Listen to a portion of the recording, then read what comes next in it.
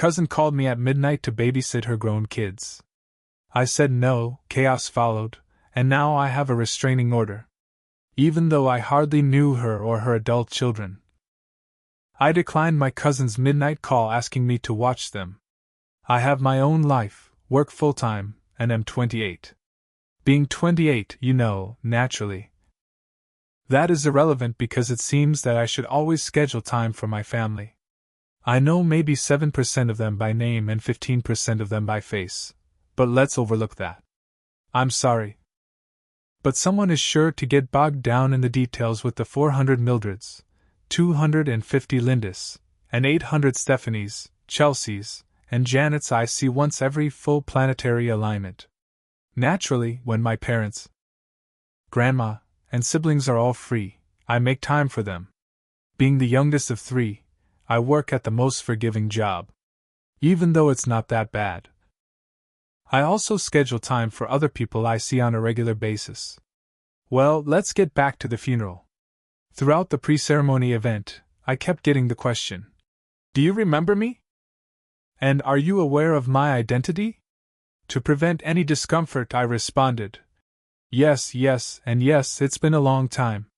One of my cousins, of whom I have no recollection but who evidently speaks to my mom on a daily basis, approached me during that time and introduced me to her children. We said hello to each other. According to their mother, they had been eagerly awaiting my arrival and appeared ecstatic to meet me. What the expletive? Was the first thing that came to me.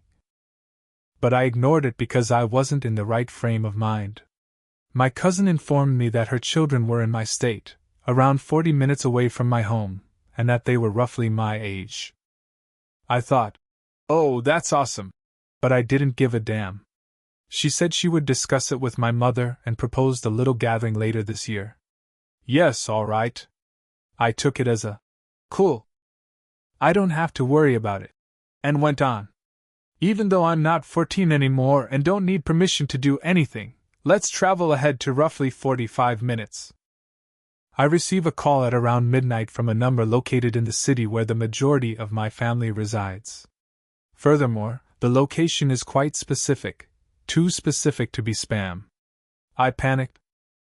Of course. My late grandfather was only a few years older than my grandma, who was down there at the time. Call me suspicious. I picked up the phone. Hi, name, it's your relative. How are you? My thoughts are, who the expletive? However, I answered, Hey, what's up? Is everything all right? Yes. She responded as if perplexed by my inquiry. Everything is all right. Just checking in to see when you're free to get lunch this weekend with her children's names. I felt like that meme with all the mathematics going about. After I eventually figured out who this was, I thought, this woman couldn't have contacted me at almost midnight to arrange your of play date. I'm sorry, what? I said. Remember at the funeral? She said. We discussed getting together later with you and kids' names. In addition to son's name, applying to university. Daughter's name is transferring there for her junior year. I was thinking that we could meet after their Saturday morning tour, and you could take them out to lunch. Alcohol is just nowhere. Son's name is just 18. Hold on, what? She claimed they were about my age, but her son is incapable of drinking, as I clearly recall. She then begins to babble about how her daughter, who is 22 years old and doesn't know what moderation means, isn't permitted to drink unless she or her husband are around. What on earth would a 28, almost 29-year-old have to discuss with an 18 and 22-year-old? Perhaps I'm the only one who thinks this. Don't use drugs, concentrate on your studies, and don't get anyone pregnant. What's the topic of discussion? In addition, I don't even know these individuals. I was gasping and squawking on the phone before I even realized it. It was not appreciated by my cousin. I muttered, Yeah, I don't think so. But I was too busy laughing to hear what she was saying. I don't get off until around 8 p.m. on Saturdays since I work a double shift. Well, first of all, I don't know what's so funny about what I said. she shot back. Additionally, you may simply have a wonderful supper or do something else? 8 p.m. is not that late. I had lost all patience by now. Ma'am, this isn't Star Trek, and I work about 40 minutes away. After an 11-hour shift, I'm not in the mood to babysit, and I won't be arriving home until about 9 o'clock. Although this is a college town, I can suggest a few places for you guys to check out on your own. There aren't many locations that don't serve alcohol. They do have other drinks, after all. She said, "Pardon me. I am aware that your mother did not teach you to treat others rudely, especially your relatives. I don't know you, dude. You're calling me at the most inconvenient time to arrange a get-together with your children, who are not my age, and I have no idea who you are. You're all young adults, girl. I cover the cost of my own health insurance. We are not alike. Do not call me again, please." After hanging up, I had a brief argument with my fiancé, who had been awakened by this absurdity. I'm not going to hear the end of this during regular waking hours, of course. In a subtle way. I hoped she would wake up and complain about me so my mother would scold her for phoning us at such an inappropriate hour. However, I am aware that my mother will point out that I should have been a bit more polite. To be honest, I believe I did okay by refraining from using profanity during the discussion. Perhaps I'm simply talking about my zero expletive tolerance. Update. It turns out that by making a joke about my cousin calling my mom to complain about me, I jinxed myself because she actually did just that. She awoke my hardworking, impoverished mother to spy on me. In my opinion, my mother is a complete gem. Yet I have witnessed her attack others like a rogue chainsaw. Her charming fairy act wasn't a lie to me. Tinkerbell has a tendency to be petty. She mentioned that she said some words, which is her way of stating that she cursed, but she didn't tell me exactly what she said. After saying one sentence, she hung up. My mom contacted my cousin back to get the whole story. When she had gotten up and had her coffee, she gave me a call. At that point, my mom questioned me. Did you make a Star Trek reference during a conversation with your cousin as to why you wouldn't be able to have dinner with her kids? As soon as I answered, I could tell she was struggling to maintain her composure while being a mother. Indeed, I did. Since I only have a car and still need to pay for gas. She was giving the impression that I had a transporter in my pocket. Over the phone, I could definitely hear her trying not to laugh. Honey, I don't think she gets your sense of humor. Well, that should come as no surprise given that we don't even know one another. At that moment, my mom burst out laughing so loudly that my dad could hear it from a different room. Through the speaker, I could hear him laughing. My mother didn't have the strength to tell me to apologize just yet, even though I know she wanted to. She advised me to wait till my cousin had calmed down a bit. But she would keep me updated. I was traveling to work at the time of this call, which is what nearly caused me to crash my car. I understand that what your cousin did was absurd. But do you think it was appropriate to laugh at her? My mother asked. I won't reveal precisely what Mom told me next, but it seems that in her initial outburst, she had come up with a rather colorful moniker for my cousin. The N-word appeared in the name, but don't worry, we're all black. I had never heard my mother use that word in my entire life. She was so furious that I'm shocked she was able to contact this woman back, much less engage in a normal discussion. Therefore, I believe it should be clear that nobody in this household should be concerned about my urinating. I'm a bundle of kittens in comparison to my mom when she's exhausted. Second update. From now on, I shall refer to her as this Raccoon Dog, since I have officially had enough of her. Her name is in my contacts, as well. Get ready to be as mistaken as I was if you believe that the entitlement and rudeness couldn't get much worse. I suppose I'm simply an expletive fool. If you did believe that things might get worse, I decided to work on a new beer recipe I had developed since I had today off. So there I was, with my brew pot in the kitchen. To put things in perspective, I utilized several components that I produced myself during the initial boil, making my brews a little more complex. Because these materials take a long time to mature, I make sure not to squander any of it. Later on, this will be significant. The raccoon dog from hell called me while I was relaxing and doing my thing. My curiosity overcame me, and I answered after considering leaving her on voicemail. Hey, hi, this is RD. Oh, hello, what is going on? I wanted to express my regret for the other day. The time didn't even cross my mind. Usually, I stay up quite late talking to someone. Unable to relate. Yes, I do feel that. No worries. Internally fuming. So, pay attention. I was hoping you would think twice about hanging out with blah and blah, even though I know we had a rough start. I know you were worried since you don't know each other. And they don't know anyone in that town, I understand. All I want is for them to be with someone they feel at ease with. Now, as I've stated in other remarks, I believe it to be very reasonable. She is their mother, after all, and is presumably merely attempting to ensure that college is enjoyable for them. Personally, I detested attending classes and spending so much time with strangers. I took online classes and stayed at home since I didn't like the idea of mingling at college. I told her that I understood exactly where she was coming from. I appreciate your understanding. No. Your mother informed me that due to your job, these things must be planned for you in advance. Artie said. Since we'll all be getting together anyhow, I was thinking about Thanksgiving or Christmas. Yes, of course, I don't see why not, as we'll all be at the same location anyhow. Excellent, many thanks. They will be quite thrilled. Fantastic. With a gentle click-clack, I put the brew kettle back on the hot stove and said, Sounds good. Are you preparing a meal? Yes. You can cook, can't you? What are you producing? I am brewing wort for a new recipe that I am experimenting with. Wort? What is that? Oh, it's beer sugar base.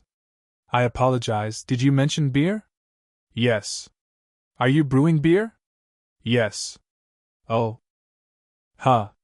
Is your mom aware of what you're doing? I suppose so, since she knows I can make it. Awkward quiet. I said beer, not cocaine. Didn't you hear me? Are you also able to make that? No. You're acting like I'm breaking something. I said. So? I asked. Well, I'm just worried about the potential impact that could have on the children. Perhaps don't bring that up when you're hanging around. I am already aware that certain conventional families may not find my interests and employment choices suitable. But I would be dishonest if I claimed that her reaction and treatment of something I'm really passionate about didn't make me feel a bit upset. Only because I was going to see them over the holidays, and since I don't really discuss my passions in front of my family out of respect and to prevent any drama. Did I not decline the hangout and end the call at that moment? Therefore, it wouldn't have been a problem. I simply agreed and rolled my eyes. Fantastic! All right.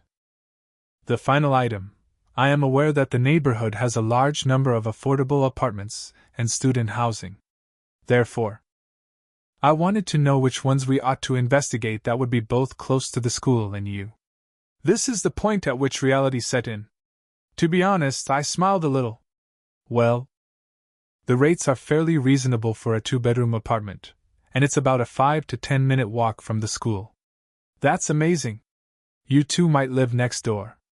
Yes, regarding that. Actually, before the year ends, we will be relocating to the city where I work, which is over 40 minutes away, so we won't be in the area. Oh, hold on, I'm not really paying attention. Are you stating that you will not be able to visit them? Put Britney Spears' WTF expression here. Actually, no, not at all. We are moving closer to our employment so that we won't have to drive as far, which is the main goal. But you do it all the time.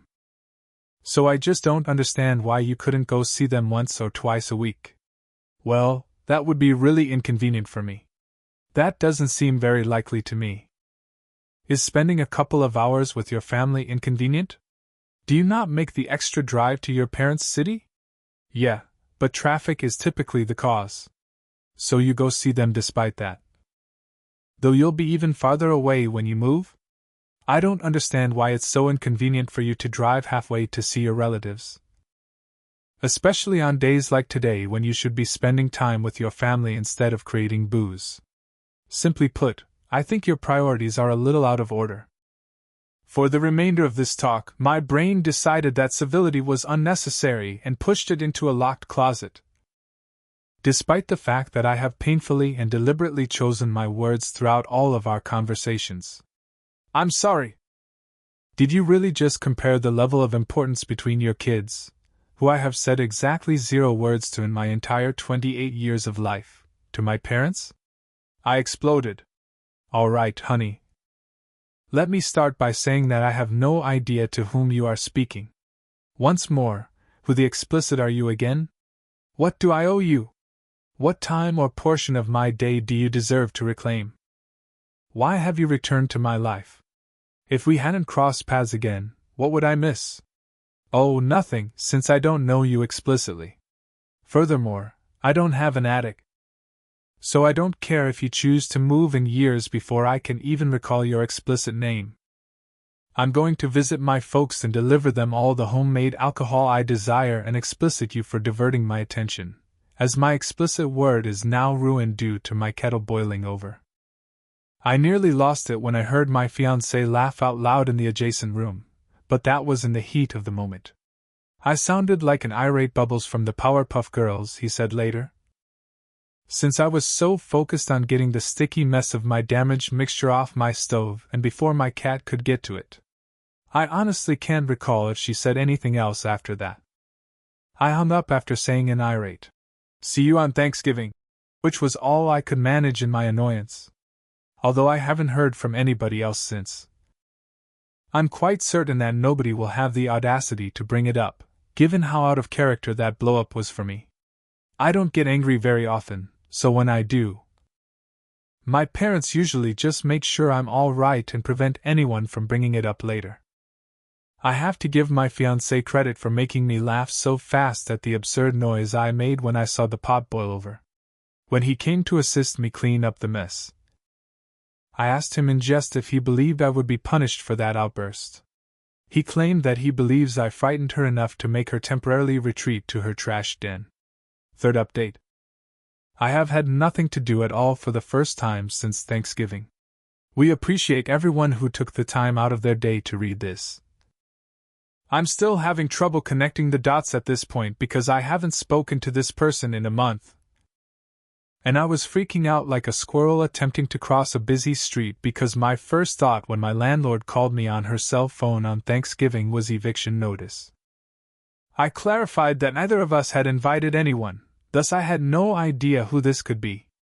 See, that's what I thought, because you guys don't ever really have nobody around like that anyway.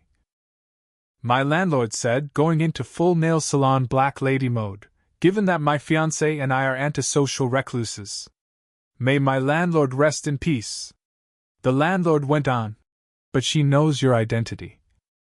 Adding, and she has been requesting that we give her your room number without mentioning your fiancé. As in, really? No reputable business would simply divulge the information of its tenants in that manner. You would still be in violation of the law, even if we did. What is she doing? I inquired. She parked in front of the fire zone with her kids in the car and is shouting, "Police brutality," because our courtesy officer gave her a fine and told her that if she doesn't move, we're going to have her car towed, stated my landlord. My apartment complex is very close to the university, and the main road leading to the separate properties is a frequently used route directly to many of the university buildings as well as a third of the fraternities. They take this very, very seriously, and if there were a fire in that area, that section would most definitely be blocked off. Please note that the fine for parking in front of a fire zone here ranges from $500 to $2,000. Depending on the location and severity of the situation. Did she relocate? I inquired. No, my landlord retorted. She threatened the courtesy officer after receiving a fine for the fire zone. Her children are still in the car, and he had to phone for assistance. My fiancée, seated next to me, burst out laughing like a crazy person as I cackled. Clearly still in a panic because I still didn't know who this was. "Yo, it's Raccoon Dog," my fiancé texted my mother. 55? What? What dog? My landlady interrupted. This poor woman sounded so defeated and worn out as she questioned. "Can you formally state that you didn't invite her and don't want her here?" I told her everything from the beginning. And I could hear all the energy leave her body as she started laughing. This stunning woman said, "Okay, I got this expletive," in response to my confirmation. "You guys have an incredibly nice Thanksgiving." We hung up. I couldn't stop thinking about this woman's children and how ashamed they must have been.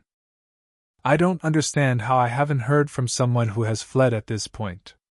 I was silent, shocked, incredulous, and trying not to laugh. My fiancé clicked play on our movie and said, "Eat, watch."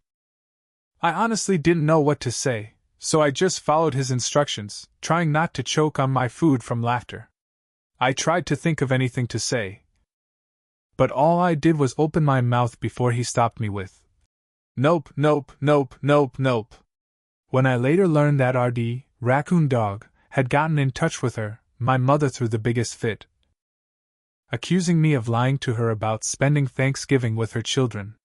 It seems that during the same phone call where I yelled at her, she was fined $2,000 by the courtesy officer assigned by my landlord, and to make matters worse, her husband had to pay $3,500 to bail her out of jail, and she was hit with an additional $7,500 fine for trespassing, resisting arrest, and threatening violence toward a police officer. Yes, I didn't even have to do anything, yet I am the expletive worst. It all began with a random unsolicited phone call in the middle of the night a couple of months ago, and I'm still struggling to put the situation into words. I'm trying to persuade myself that it really happened. The piece de resistance, 2 days ago. Her children created a group chat on one of my social media accounts with the three of us apologizing for their crazy mother and all the crap she said about me spending time with them. Did you think that was the best part? No. They said that what happened on Thanksgiving was the last straw for them. Even though they had been wanting to apologize on her behalf for some time but were so ashamed that they decided to just leave me alone. These kids spent most of their Thanksgiving sitting in a car in front of a random apartment complex. And then they sat in a police station for an indeterminate amount of time until their dad could come get them. They knew their mom would be in jail overnight, and that bailing her out would blow half their Christmas fund. Which, yeah, imagine spending Thanksgiving stuck in a spectacle of pure insanity brought on by your delusional mother. "There's a really great pizza place up the street," was all I could reply. "I'm off next Friday, and it's on me. I'm not sure what your schedules look like this weekend." I have a pizza date and a restraining order. A match made in heaven. This whole thing has been such a cluster exploitative dumpster explosion. And I hope you all like sitting in it with me as much as I enjoyed writing it. Thank you for watching. If you haven't subscribed yet, please do so and hit the notification bell to stay updated with more shocking real-life stories happening around you. I skipped the family cruise, and my parents went crazy because they treat me poorly and idolize my brother. I'm not even sure when it began, but I felt like my brother Adam and I belonged to two different households. Perhaps I first became aware of the obvious difference in how we were treated in high school. Adam had been found to be a drug dealer. My parents said it wasn't a huge thing, just a difficult time he was going through.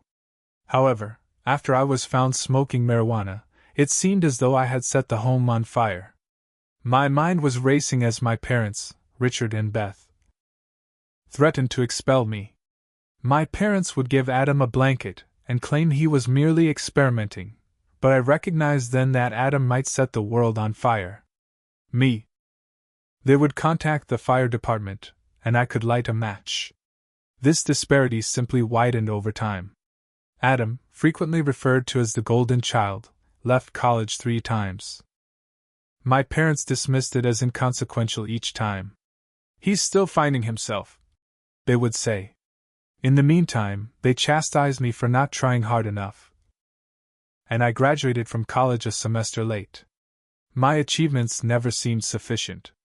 I got my first serious work as a technical writer by the time I was 22. In 2020, I was really pleased with myself. However, that moment was short-lived. I was immediately removed from my parents' health insurance. They cut me off entirely as a kind of reward for my independence. Proof that I could manage alone. Adam, meanwhile, continued to be covered by their insurance until last year when he turned 26. I had to stand on my own 2 feet for 4 more years. Whether I was ready or not, while still being treated like a child. The imbalance grew unavoidable over time. Adam continued to reside in Colorado, the state where he had left college.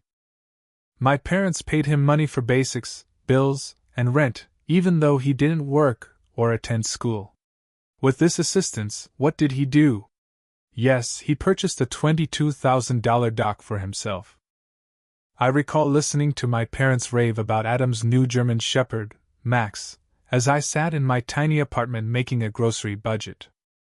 The worst of it was when I was fired in early 2023 at the age of 24 due to the company's downsizing. I was no longer able to afford rent. I was forced to return to Oklahoma City, my hometown. My parents made me feel much more like a failure than I already did. I found a new position in May 2023 after months of looking for work. They surprised me by claiming I owed them $10,000 in unpaid rent on the day I happily informed them of my new job. Yes, you read correctly, $10,000. When I moved in, we hadn't even talked about rent. My parents agreed to let me stay till I recovered. I helped out where I could by doing freelance work and contributing to groceries, but all of a sudden, they determined that I owed them for each month that I had been there. I was aware that resisting would just exacerbate the situation. Confrontation was never well received by Beth or Richard. I made the payment. I worked really hard, saved as much money as I could, and paid them off by September 2023, right before I moved in with my lover, Tom. The problem with my parents is that even after Adam depleted their finances for his unsuccessful college attempts, they never asked for anything from him. But me. They were prepared to take advantage of me as soon as I had a steady job. I still hear my mother say, "We're just motivating you to be independent, Sarah." I wanted to yell. I was self-sufficient already. I had been all along. The cruise was the last straw. My parents revealed their ambitious idea for a family trip in late September. They suggested it would be a lovely week-long Thanksgiving vacation, a cruise. I recall how my mother's face brightened as she talked about how much fun we would have and how wonderful it would be if Adam and his girlfriend, Laura, could come. "Since you have a good job now, you can buy your own ticket," she added after giving me a quick glance. I was hit hard by the remarks. I was taken aback. "Wait, you're paying for everyone else but not me?" I responded. My mom rehearsed the statement. "Adam's still finding his way, and Laura's family isn't well off. You can afford it, Sarah. It's not like you need a fancy room anyway." As if I should be thankful for simply being on the boat, crammed into a windowless cabin like an afterthought. They rationalized. Not a fancy room. I wished to draw attention to the hypocrisy. Why was Adam receiving a suite if the rooms weren't important? If he was still finding himself at almost 30, why wasn't he paying his own expenses? I, of course, argued. I could afford the ticket. So it wasn't about the money. It has to do with justice. But when it comes to Adam, there is no such thing as fairness in my family. "Green isn't a good look on you, Sarah," my mother replied, shaking her head. "Green jealousy. More than anything, I detest that word. They always use it as an excuse. As if my annoyance is unjustified and my emotions are unworthy simply because I don't accept their obvious partiality." That evening, I left their home in a rage. Tom, who has always been there for me, advised me not to go. You don't owe them this, he stated. I agreed with him. For the first time, I decided that I was not going. There was silence in the weeks before Thanksgiving. I always changed my mind, so my parents believed I would too. They believed I'm too terrified to upset the status quo and too weak to confront them. I let them believe it this time, though. I didn't let them know I wouldn't be attending. As they confirmed their plans, made hotel reservations, and discussed all of the excursions they would be going on, I remained silent. They didn't text me until the evening before the trip. Be here by 8 a.m. so we can drive to New Orleans. Don't be late, wrote my dad. With my chest constricted, I gazed at the message. I then replied as follows. Since you didn't think I was worth the effort to include, I'll be spending Thanksgiving with Tom's family instead. Have a great trip with your favorite child. I then turned off the group chat. I felt powerful for the first time in years, as if I was choosing myself above their unachievable demands. I accepted the invitation from Tom's family to spend Thanksgiving at their cabin in Arkansas. I owed my parents nothing, not my money, not my time, and definitely not an apology. Tom grinned and gave me a forehead kiss when I informed him about the text. When he said, "Good for you," I wish I could describe how fantastic it felt. It didn't, at least not yet. Even when you know you're right, there's something about confronting your parents that makes you feel uneasy. However, I had had enough of being their afterthought. I had had enough of second place. There was silence in my flat on the morning of the cruise, like the quiet before a storm. An odd silence descended upon everything. I stared at my muted phone while sipping my coffee. I knew they would begin messaging me shortly to inquire about my whereabouts, and to remind me that the car was scheduled to depart in 30 minutes. My dad calling to inquire whether I needed gas money for the drive was something I partially expected. My phone vibrated on the counter at 8:15. As I let it buzz, I saw it glow against the rock like a firefly. "Where are you?" "It's past 8. We're waiting." I saw my mother looking at the clock and shaking her head, and I could almost hear her sigh of impatience. My dad had joined in by 8:30 using his typical direct tone. "Sarah, we are leaving for the port in 10 minutes. You need to hurry up." I had been rushing to fulfill their expectations, which weren't the same for Adam for years. I could see my brother, half sleeping in the back seat of the car, laughing and cheerful. He most likely didn't even realize or give a damn that I wasn't coming, rubbing his eyes from sleep. Tom entered the kitchen as he poured himself a cup of coffee. "Coffee?" he inquired. "They text you yet?" When I answered, "Of course they did. They'll figure it out soon enough." He gave me the look that indicated, "I know this is difficult, but I'm proud of you." It was too. Despite my desire to feel victorious, I was unable to do so. I felt as though a brick had been placed against my heart. I asked abruptly, "Do you think I'm being petty?" Tom took a seat across from me and spoke in a steady, calm tone. "Sarah, they made this choice. You're just showing them what it feels like to be left out. But they're my parents. I shouldn't." Tom put his elbows on the table and leaned forward. "Your parents treat Adam like he walks on water and act like you're a burden. You've bent over backward for them your whole life. You are not being petty. You're setting a boundary." Despite the fact that my stomach ached, I nodded. Their texts became increasingly desperate as the group chat began to hum once more. At last, I grabbed my phone, typed one message, and pressed send. "Since you didn't put in the effort to include me, I will be attending Thanksgiving with Tom's family instead. Have a great trip with your favorite child." I then placed the phone face down on the table and muted the conversation. Tom gave a small smile. "You're allowed to put yourself first, Sarah." All I could hope was that it would begin to feel that way. We prepared Tom's vehicle for the trip to his family's cabin that afternoon. Months before, almost as an afterthought, his mother, Linda, had extended an invitation to me. She had called and said, "We'd love to have you join us for Thanksgiving if you're free." I dismissed it at the moment, thinking I would be with my own family.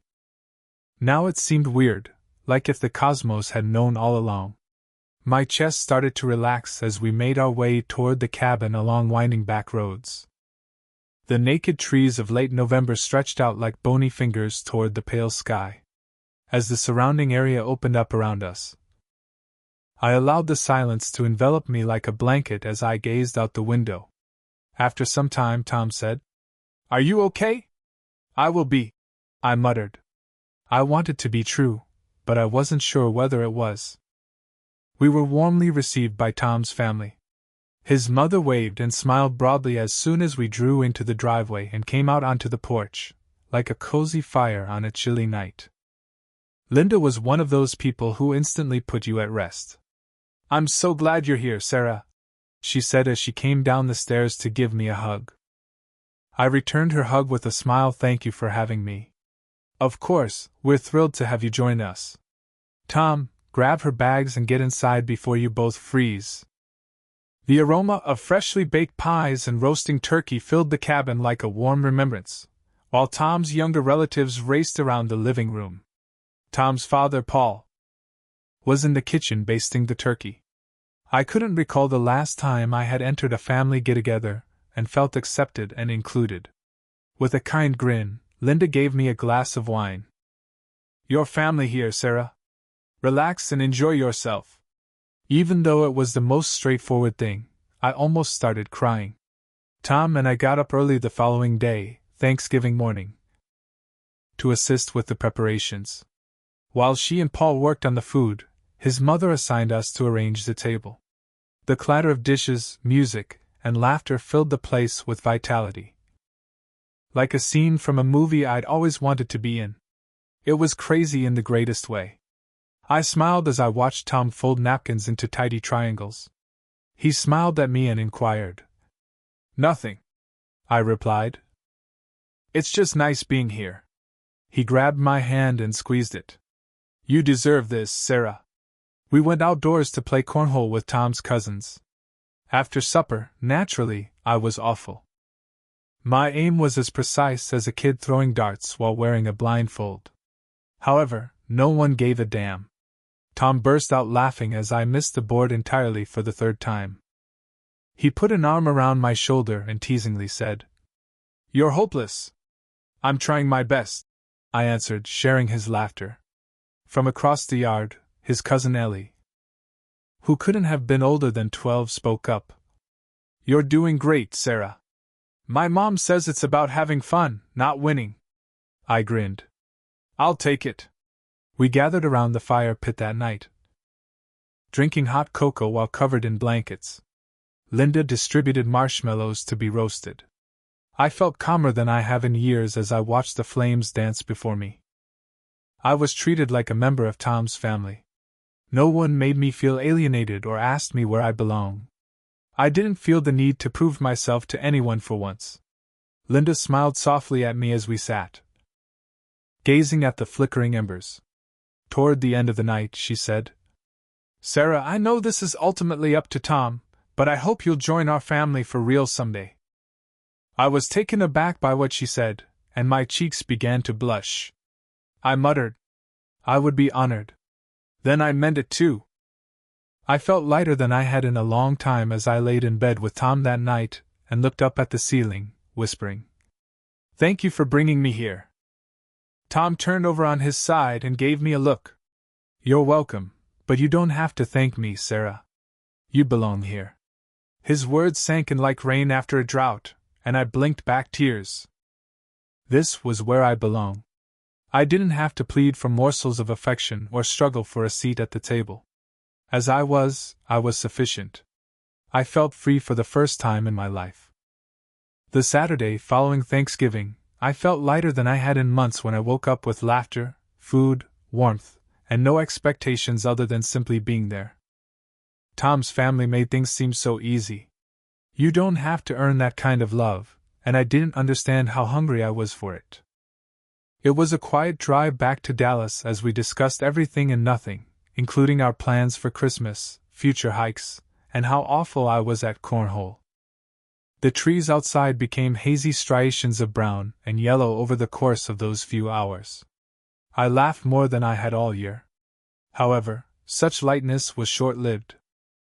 I finally picked up my phone when we returned to my place. I nearly felt bad about turning it back on after not checking it all weekend, with dozens of unread messages, pictures, and even a few missed calls. The group chat had blown up as the screen filled with notifications. I gazed at it. There were photos from the cruise, one of my parents smiling and sunburned, drinking. Another of Adam and Laura on the ship's deck with the ocean behind them, like an infinite blue dream. Then the texts arrived. Sad that you chose not to be with your family in such beautiful places. In those remarks, I could practically hear my dad's voice, composed, measured, and tinged with a hint of judgment. He never used the exact words, but it was the kind of message that made me feel bad. As I continued to scroll, I came across a text from my mother. You should have been there. I hope you realize what you missed out on. What did I miss? I pondered. But what did they miss? What about how they treated me as though I wasn't important enough to start with? I read the text again and again while sitting on the edge of the couch, my cheeks flushed. Tom saw right away. He put his arm around my shoulders and sat down next to me. What did they say? I held out the phone silently.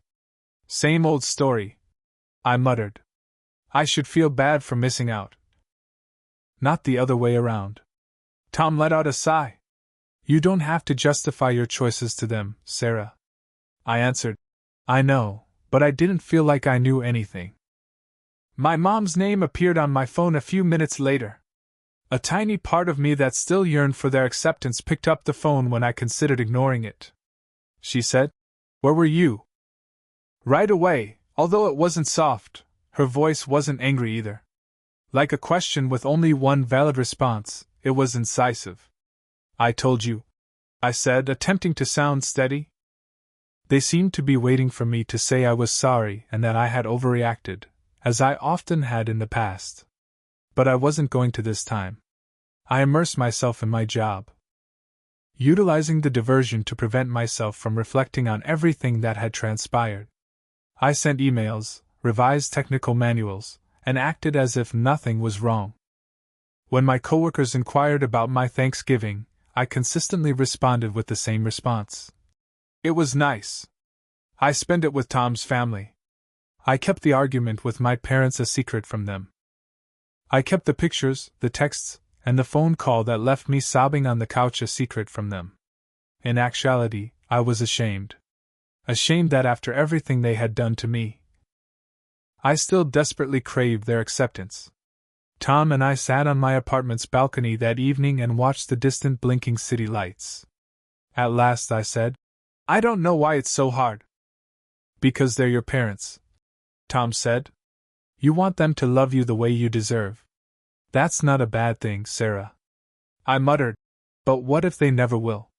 After a period of silence, Tom said, then maybe you have to stop asking for it. I knew he was right, so his comments were like a kick to the belly. I had begged for something my parents couldn't provide me with all my life. Perhaps it was time to give up. However, I wasn't yet prepared. My mother texted me when I woke up the following morning. We need to talk before Christmas. Let us know when you're free. I placed my phone down after staring at the message for a while. Christmas, that meant something to me.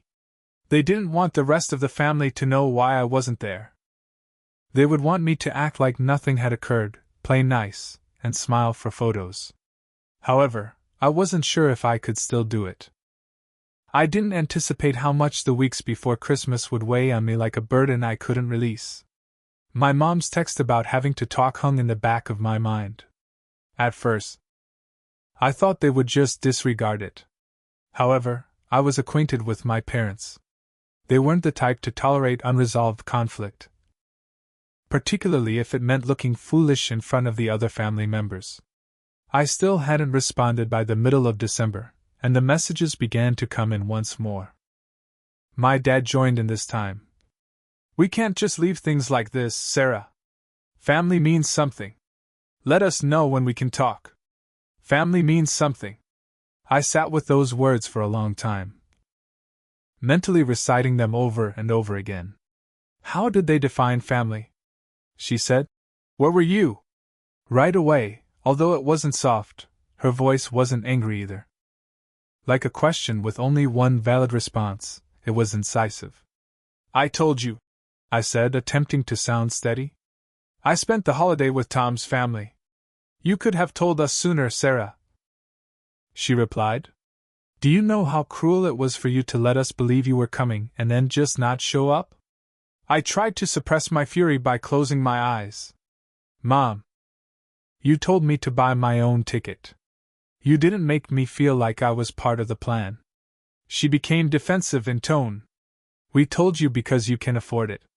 It's not like you're struggling, Sarah. Adam and Laura needed the help.